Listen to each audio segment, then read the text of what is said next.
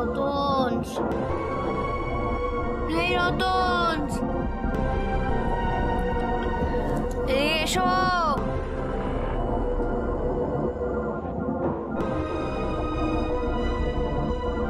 এটা কারবার কোথায়?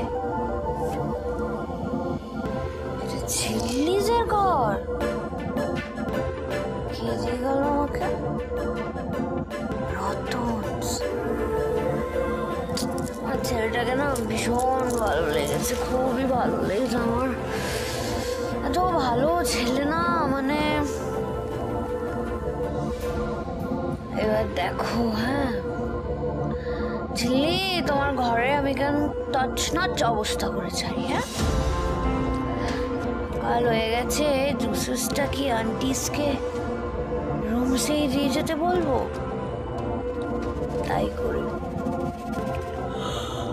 আন্টিস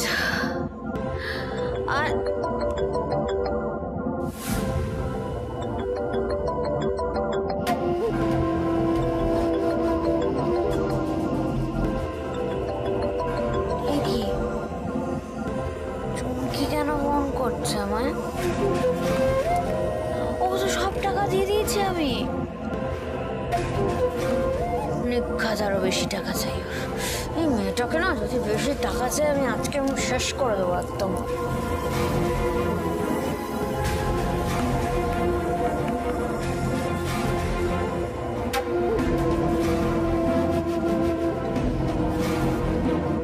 এই কি ব্যাপার, ফোন করেছো কেন আবার? হ্যাঁ আরো টাকা পয়সা লাগবে নাকি তোমার?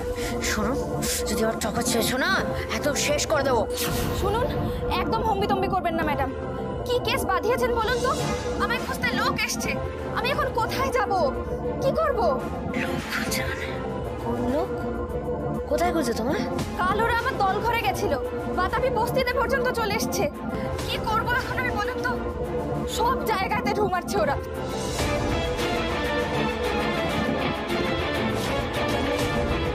তুমি আগের দিন খেয়ালের অফিসের রিসেপশনে বসেছিলে না? হ্যাঁ ঝিল্লি, এই মেয়েটাই ছিল। তার মানে খেয়ালি ওকে? কি হলো, তুমি চুপ করে আছো? উত্তর দাও। ওই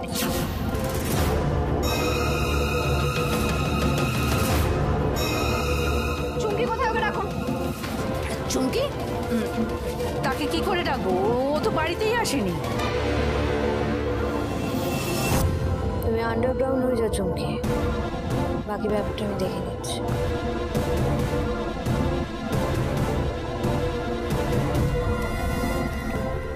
ঝিল্লিস এত দূর? এত সোজা? তাই ভাবি অতি ভক্তি টিপসের লক্ষ্য। এতক্ষণে পুরো বিষয়টা আমার কাছে ওয়াটার্সের মতো ক্লিয়ার হয়ে গেল।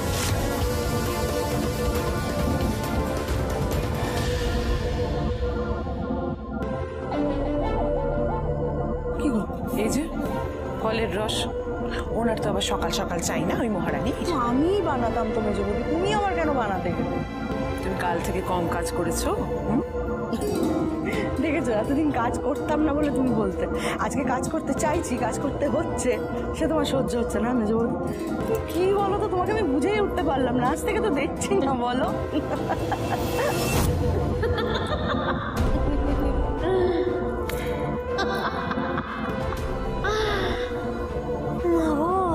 বাড়িটা কেমন গম গম করছে তাই না? এত হাসির আওয়াজ চারিদিকে ছড়িয়ে পড়ছে, তার কারণটা কি? ফলের রস খেয়ালি তোমার জন্য। কারণ থ্যাংক ইউ আন্টিস।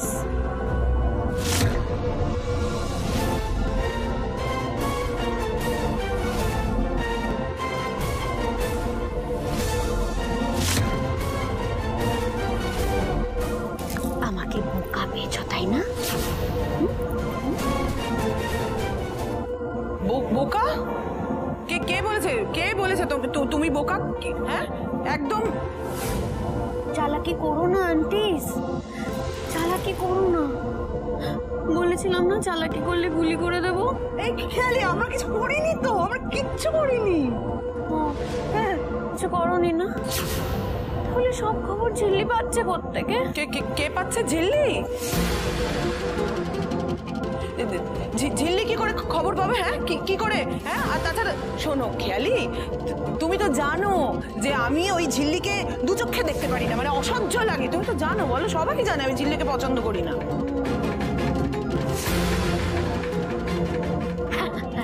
আসলে কি বলতো আন্টি, আসলে না আমি বুঝতে পারছি, জানো তো, তুমি আমাকে এই বাড়িতে তুতু করে আমার মাথায় হাত বুলিয়ে আমার কাছ থেকে সমস্ত খবর বের করে ওখানে গিয়ে ঝিল্লির পেছনে ব্যাটিং করছো। ঠিক ধরেছি না? এই শোনো, হ্যাঁ তুমি কি পেয়েছো কি? হ্যাঁ তুমি জানো না যে মেজবৌদি ঝিল্লিকে পছন্দ করে না? কেন মেজবৌদি ঝিল্লির হয়ে ব্যাটিং করবে? কেন করবে? হ্যাঁ কি গো, তুমি কেন মেজবৌদিকে শুধু শুধু অপমান দিচ্ছ? এমনি মেজবৌদি সবার কাছে খারাপ হয়ে গেছে তোমার জন্য। তুমি কেন বলছো বলো তো এগুলো? কেন? অনেকক্ষণ থেকে অনেক কথা শুনছি। হ্যাঁ বলেছি না এই তেঁতুল পাতা সবাইকে শেষ করে দেবো, শেষ করে দেবো। ঠাকুরজি ওঠো ওঠো ওঠো, ঠাকুরজি ওঠো। ঠাকুরজি লাগেনি তো? ঠিক আছে তো, তুমি ছাড়ো না। এই এই তুমি কি ভাবো নিজেকে? তুমি আমাকে ধাক্কা মেরে ফেলে দিলে, তুমি কি ভাবো নিজেকে? বাড়িটা তো লোককে ভুলিয়ে আমার দাদাকে ঠকিয়ে তুমি লিখিয়ে নিয়েছো। শোনো, তোমরা চোর, তুমি চোর, তোমার বাবা চোর, তোমার ভাই চোর, তোমার 14 গোষ্ঠী চোর। আমার ছাতিমপুরায় বাড়ি খেয়ালি, আমি জানি তোমাদের না ফুটো পড়ির অকাত নেই।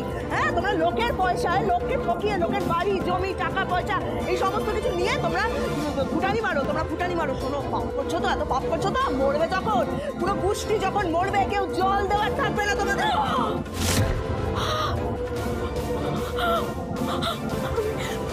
মরার সময় জল পাবো না আমি। ও ঠাকুরজি কি বলছো তুমি? বেশ করেছি, ঠিক বলেছি। ওর কেউ জল দেওয়ার কেউ থাকবে না। একদম এসব কথা বলবে না, আমি বলেছিলাম। কেন বলছো তুমি এসব কথা? খেয়ালিকে হ্যাঁ আর ওই তোমাদের ঝিল্লিকে চিনতে না বাকি নেই, বুঝলে তো? কি করেছে? হ্যাঁ ওই ঝিল্লি কি করেছে? আমার ছেলেকে না ফুসলিয়ে বিয়ে করেছে, এই বাড়ির মাথা হয়েছে। আর এই আজ এই অবস্থা, তোমাদের সবার এই অবস্থা ওই ঝিল্লির জন্য। খেয়ালি, ও খেয়ালি, তুমি ঠান্ডা হও, শান্ত হও মা। তুমি রাগ করো, ঠান্ডা হও। আমার কথা শোনো, আমি বলছি। একদম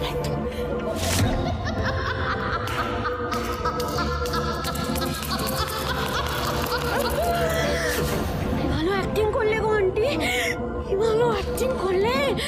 আসলে কি বলো তো, যে এই মানুষগুলো আছে না, এই মানুষগুলো যে বলে যে আমরা ঝিল্লির পরে, সত্যি কথা বলে, কিন্তু তুমি কি বলে বলো তো?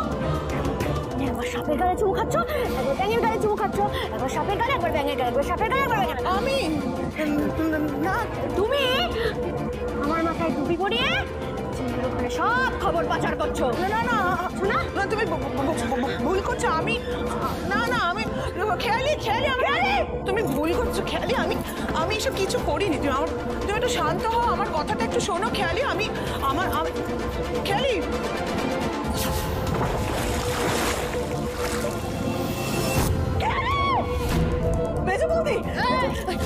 তুমি ছাড়ো আমাকে, ছাড়ো খেয়ালি। বলেছি যাদের পিঠ দেয়ালে লেগে গেছে, তার মানে হচ্ছে আপনি সারা জীবন তদবিরের উপরেই ছিলেন, কোনো ফল পাননি। এখন আপনার পিঠটা দেয়ালে লেগেছে, তখনই আমার সাথে যোগাযোগ করবেন। যাদের বড় বড় সমস্যা আছে, যারা শত শত হুজুর, মোল্লা, কবিরাজ শেষ করে, বছরের পর বছর অপেক্ষা করে, লক্ষ লক্ষ টাকা খরচ করে কোনো ফলাফল পাননি, আমি তাদেরকেই বলবো যে আপনারা শেষবারের মতো আমার সাথে যোগাযোগ করতে পারেন।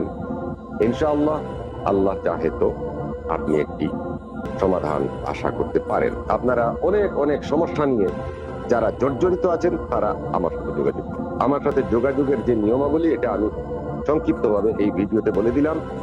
আমি 24 ঘন্টার মধ্যে অলমোস্ট 22 ঘন্টা ডিউটি করি, মাত্র 2 ঘন্টা একটু কাজ হই, ঘুমাই না, কাজ হই।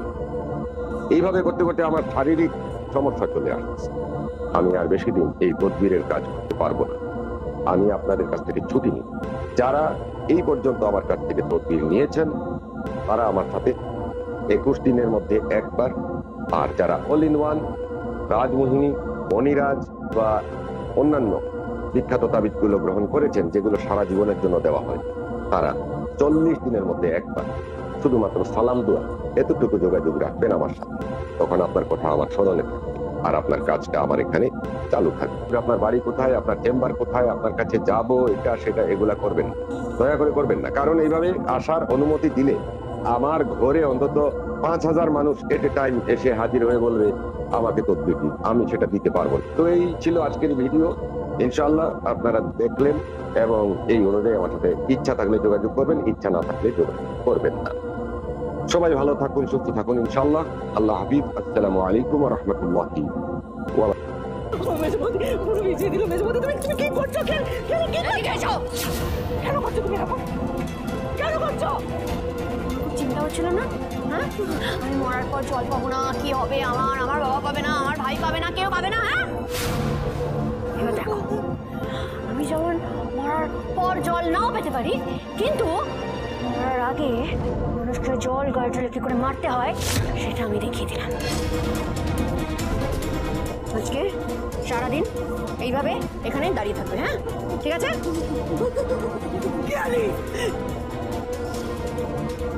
এইভাবে যদি দাঁড়িয়ে থাকে তখন যদি কিছু একটা হয়ে যায় মরে যাবে, মরে যাবে, তারপরে আগুনে ভালো করে একটু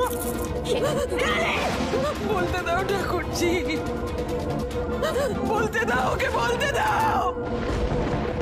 দিল্লির সঙ্গে দুর্ব্যবহার করেছি না, তার শাস্তি পাচ্ছি আমি। বেঁধে দাও, বলো খালি বলো, আরো কি বলবে বলো তুমি। বেঁধে দাও।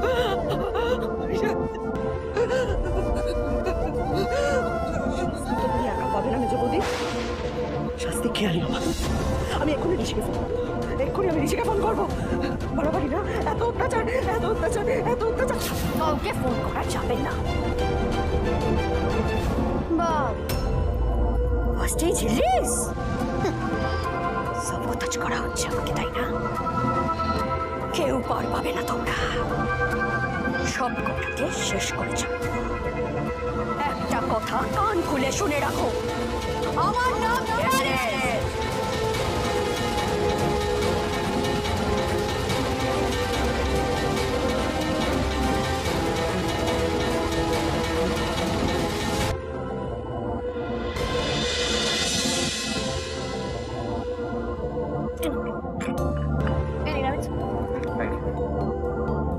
আমি বলছি যে ও বাড়িতে একটা ফোন করে দেখলে হয় না? সিরিয়াল পিসি আর আন্টি কেমন আছেন? আমার মনে হয় ফোনটা না করাটাই ইনফ্যাক্ট ভালো, কারণ খেয়ালি রয়েছে, যদি দেখে ফেলে যে ফোন করছি আমরা কেউ, তাহলে বরং হিতে বিপরীত হবে। দেখেছো হলো? আমি যেটা বলছি ঠিক তার উল্টো কথাটা ওনাকে বলতে হবে। মানে আমি যেহেতু বলেছি যে ফোন করাটা দরকার, ওনাকে অমনি বলতে হবে যে না, ফোন করার কোনো দরকার নেই। মানে সব সময় আমার উল্টো দিকে কথা বলা। আচ্ছা আচ্ছা, তুমি শান্ত হয়ে বসো। তুমি তো বলতে তোমার মেজদা ভাইয়ের বড় বড় ব্যাপার, বিরাট ব্যাপার। এখন দেখছি কিছুই না, ছেলের মতো মেয়েকে অতিষ্ঠ করে মারা। মোটেই না, আসলে আমি বলে যাচ্ছ, তোমায় ধাপ্পা দেওয়া যাবে না। ছেলের মতো মেয়ে আছে বলে তোমার মেজদা ভাইয়ের লাইফ চেঞ্জ হয়ে গেল। এখন কি করি? কারোর কথা বলি আর কাকেই বা পাত্তি। বিষয়টা কি বলতো, আমি যেটা বলবো তোমাকে সেটা কন্ট্রাডিক্ট করতে উফ বাবা, তোরা না বড় ঝগড়া করিস জানিস তো। আর ছিল্লি, তোমরা দুজন কিন্তু আজকাল কেউ কারোর কথা শুনছো না, কিছু বুঝতেও চাইছো না। তুই কি বুঝছিস বলতো? আমি তো বুঝতে পারছি না, তুই কি একটু বেশি বুঝে গেছিস নাকি? এই যে বিয়ে হলো, বিয়েটা হলো, তারপরে তুই যে প্রফেশনটা নিয়ে ভাববি সেটা নিয়ে কোনো ভাবনা চিন্তা নেই, এইসব ঝামেলার মধ্যে পড়ে গেছিস, ব্যাস আর কোনো চিন্তা ভাবনা নেই। আর অমিত বাবু তো, আচ্ছা অমিত বাবু আসলে ওর অনলাইন ক্লাসে স্টার্ট হয়েছে, ম্যাডাম ওকে নোটস আর ভিডিওস পাঠাচ্ছে, আর রিঙ্কি সেভাবেই নিজেকে প্রিপেয়ার করছে। হ্যাঁ করছে, রিঙ্কি এগুলো করছে কেন বলুন তো? মানে অমিত স্যার সারাদিন ওর পেছনে টিক টিক করে, ওর সঙ্গে বন্ধুর মতো থাকে, ওকে ভালোবাসে। কিন্তু আপনি তো তা না, সারাদিন আমার পেছনে জ্যাঠামশাইগিরি করে চলেছে। মাইমা, মাইমা, এই যে বাজার করেছি, একবার তুমি দেখে নাও যে আর কিছু লাগবে নাকি। হ্যাঁ আমি দেখছি। শোন না, বলছি ও বাড়ির বাজারটা পাঠিয়ে দিয়েছে তো মঙ্গলার হাত দিয়ে, নাহলে তো আবার সিরিয়াল পিসের আন্টিকে বেরোতাম। হ্যাঁ ওদেরকে দিয়ে দিয়েছি। কি রে, কি বুঝছিস? বোঝার আবার কি আছে, এসব বিষয়ে দীপঙ্কর তো ভালোই পারে। এবং সামনে পরীক্ষাটা হোক, রেজাল্টে বেরোক, তারপর যা বোঝার বুঝবো। একটা লোক এত বেরোসে কি করে হতে পারে বলো তো? হ্যাঁ স্যার বাদ দাও। আমি স্যার বলছি আমার একটা হোয়াইট বোর্ডের ব্যবস্থা করে দিতে পারবেন? একটা মিটিংয়ে বসতে হবে। ওকে আরে সবই তো ঠিক আছে, কিন্তু তাও এরকম মনটা খুব কেন ডাকছে কে জানে।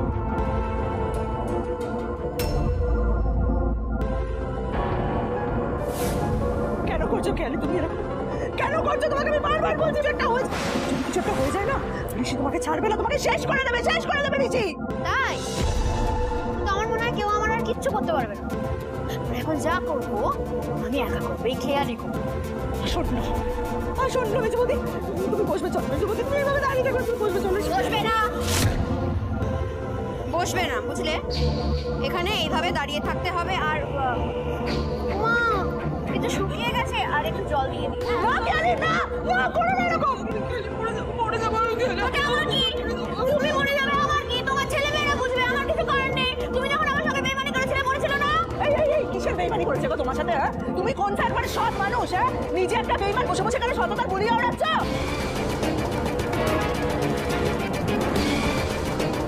জ্ঞানী, আমার কথা মন দিয়ে শোনো জ্ঞানী। বাপ কিন্তু বাপ কেউ জানে না। আমার ছেলে আর ছেলে যদি জানতে পারে না, দেখবেন যদি কি হবে? কি হবে বলো? জানতে পারলে কি হবে? জানবেই তো না, কারণ যেভাবে জানা যায় তার সমস্ত রাস্তা আমি বন্ধ করে দিয়েছি। এই দেখো, তোমাদের দুজনের ফোন আমার কাছে, আর তুতুলের ফোনটাও আমি অলরেডি নিয়ে নিয়েছি, বুঝতে পেরেছো? তাই খবর পাঠানোর সব রাস্তা বন্ধ করে দিয়েছি। আমাকে সাহায্য করতে চেয়েছিলে না, এবার তোমরা সবাই মিলে বলো। যা খুশি করো জ্ঞানী, তুমি যা খুশি করো। আমি মেজবদিকে ঘরে নিয়ে যাবো, এখন ঘরে নিয়ে যাবো। মেজবদি চল করছো ঠাকুরজি, ঠাকুরজি, জ্ঞানী ঠাকুরজি, তুমি চলে যাও। এসো না, এসো না, এসো না ঠাকুর, আমার যাওয়া আমি মরি বাঁচি যাই। তোমার ছেলেমেয়েরা যত ছোট থাকো,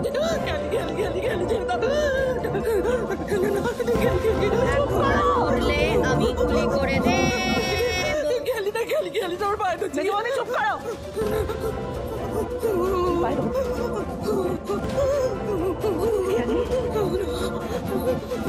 কথা বলবো আমি? একটা প্রবাদ আছে জানো তো, যে বিলিকার পাখা গজায় পরিবার তরে। পাখা কেন গজায় বলো তো? মরবার জন্য। তোমার মৃত্যু ঘনিয়ে এসেছে, তুমি তৈরি থাকো। ঋষি ছেলে তোমাকে ছাড়বে না, তুমি তৈরি থাকো।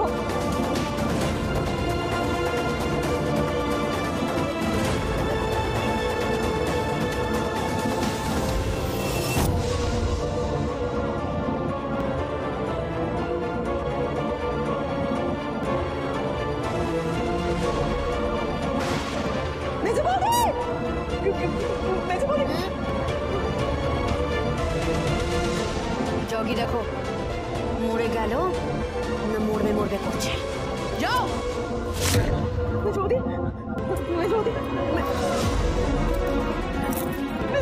জলে পড়ে যাচ্ছে তো।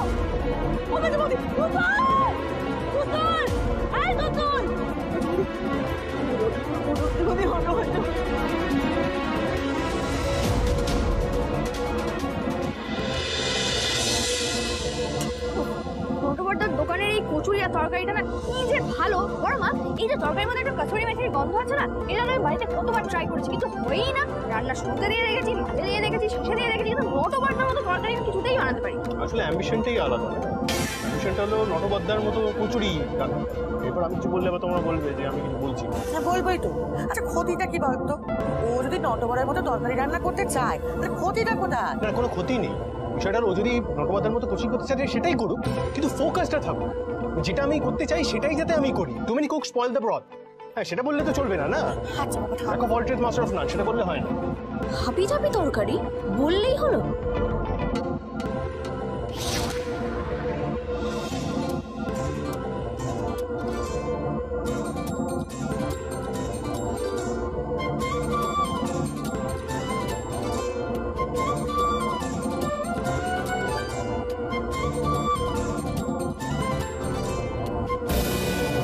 দেখি এটাকে এখানে রাখলাম।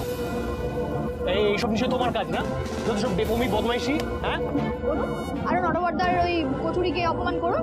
এবার তো শুধু তরকারিটা খাওয়ালাম, এবার কচুরি সিঙ্গারা জিলিপি সব খাওয়া। আরে বাবা, তাহলে তুমি আমার এখানে দেবে?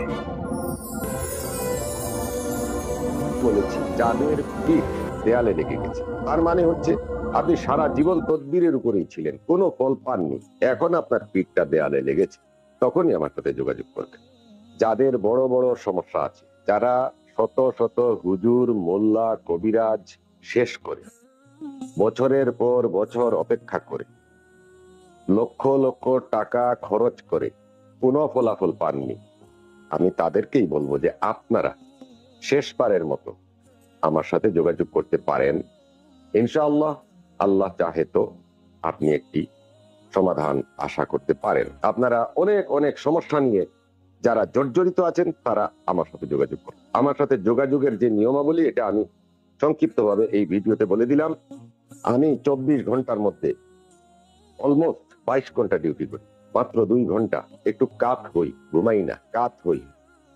এইভাবে করতে করতে আমার শারীরিক সমস্যা চলে আসছে। আমি আর বেশি দিন এই তদবিরের কাজ করতে পারবো না। আমি আপনাদের কাছ থেকে ছুটি নিব।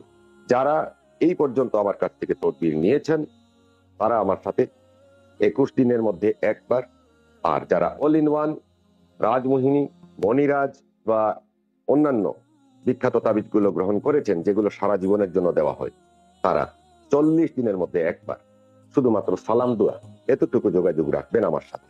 তখন আপনার কথা আমার স্মরণে থাকবে আর আপনার কাজটা আমার এখানে চালু থাকবে। আপনার বাড়ি কোথায়, আপনার চেম্বার কোথায়, আপনার কাছে যাব, এটা সেটা এগুলা করবেন না, দয়া করে করবেন না। কারণ এইভাবে আসার অনুমতি দিলে আমার ঘরে অন্তত 5000 মানুষ এট এ টাইম এসে হাজির হয়ে বলবে আমাকে তদবির দিন, আমি সেটা দিতে পারবো না। তো এই ছিল আজকের ভিডিও। ইনশাআল্লাহ আপনারা দেখলেন এবং এই অনুযায়ী আমার সাথে ইচ্ছা থাকলে যোগাযোগ করবেন, ইচ্ছা না থাকলে যোগাযোগ করবেন না। সবাই ভালো থাকুন, সুস্থ থাকুন ইনশাআল্লাহ। আল্লাহ হাফিজ। আসসালামু আলাইকুম ওয়া রাহমাতুল্লাহি।